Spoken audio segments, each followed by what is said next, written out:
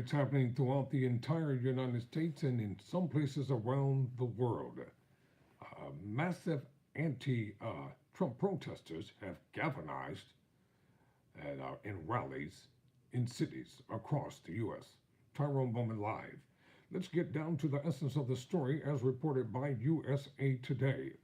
Groups opposed to actions by the Trump administration in recent weeks converged on cities Wednesday across the U.S. to loudly register their discontent. The protesters came days after widespread rallies and street marches against President Donald Trump's immigration policies that have led to sweeping ICE raids. In the nation's capital, two protests near the U.S. Capitol drew hundreds bearing signs and thunderous voices.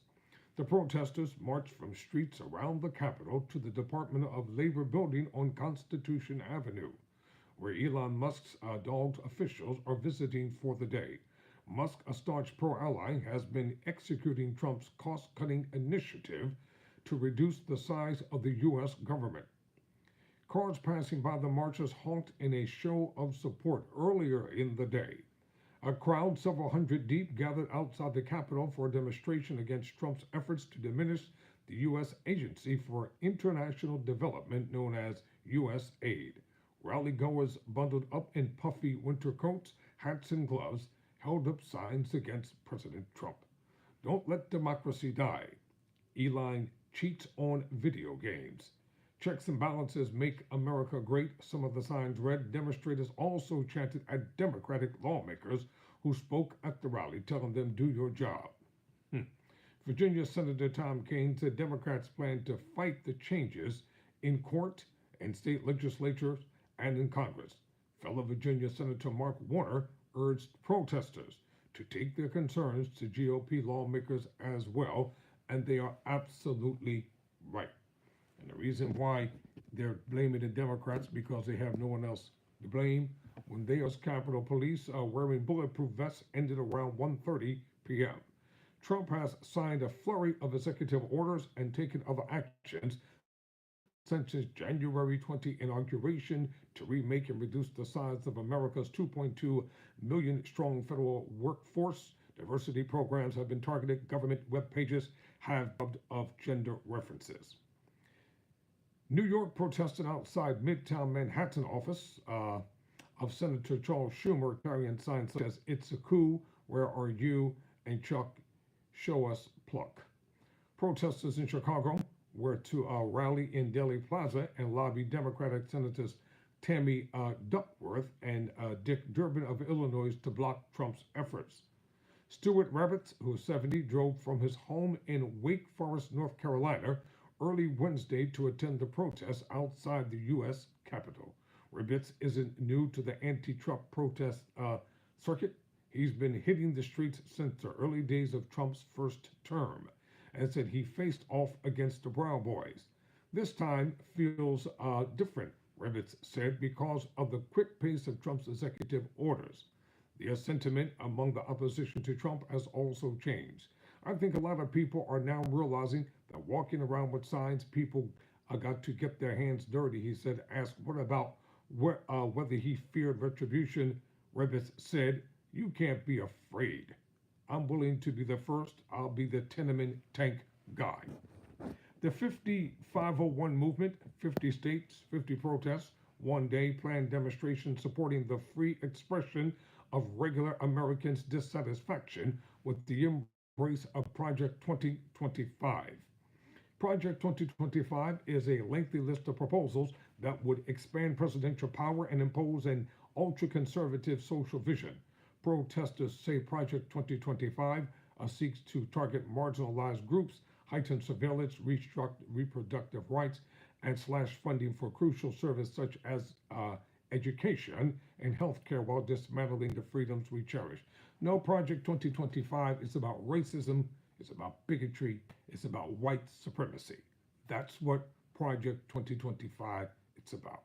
It's about anti-Semitism, it's about anti-blackness. It's about trying to whitewash history and allow a few people, a few billionaires to determine what individuals can and cannot do in this world.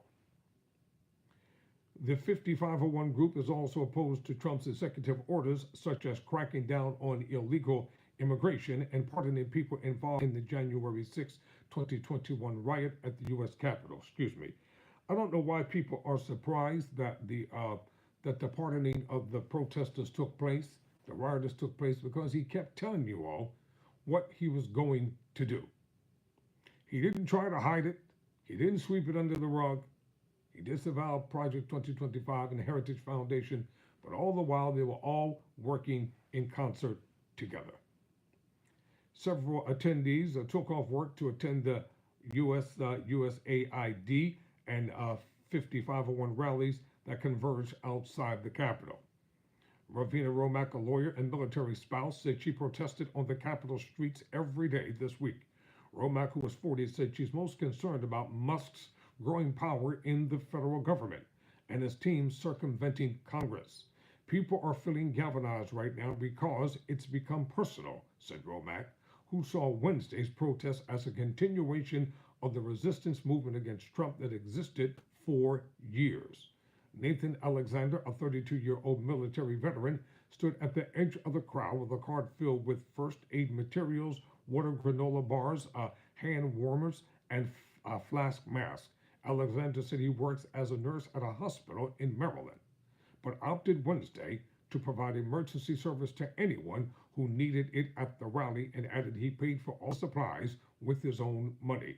That's how important it is to me to make sure that everyone knows. We're all in this together, said Alexander, who was wearing a rainbow pin, rising tides raise all ships. Trump did not win New Jersey on election night, but the state voted in 2024 was far closer in this previous races against Joe Biden and Hillary Clinton. Multiple protests against Trump policies were planned Wednesday in the state of New Jersey. The 5501 movement in New Jersey planned to kick off its protests at noon at the State House in Trenton. Indivisible, a grassroots movement initiated in 2016 to defeat Trump's agenda, was hosting rallies outside Senator Cory Booker's office on Gateway Center in Newark and Senator Anthony Kim's office in New Jersey City. Voices of Mississippi will hold a protest at the Mississippi State Capitol in Jackson. Organizers were asking those who can't make it to Jackson to go to local city hall buildings. And everyone taking part in the protest is encouraged to wear blue. You know, let me tell you something right here. Let me tell you what billionaires respect. They care less about protesters. They can care less about the Constitution. But you know what they fear? They fear going broke. They fear losing their money. They fear the power of unification. They fear the power of economic boycotting. See, Americans got to stop being so in love with name brand products that are cheaply made overseas in slave warehouses where people are being paid less than pennies on the dollar. Then they bring that stuff back here and slap their labels on it and make people think that it's top of the line product. When people get together and unity, you don't even have to worry about them paying attention to you because they'll feel it while it hurts. Stocks will go down. Shareholders will begin to lose money. Corporations will begin to go bankrupt. Products will sit on the shelves without people buying them. Restaurants will close down just like it did during the pandemic. Stores closed. Everything came to a screeching, grinding halt. And if it wasn't for the fact that the economy had been stimulated, there would have been no checks given to anybody. Remember, the power of economic boycotting is more forceful and more powerful than just marching in the streets. So, in closing,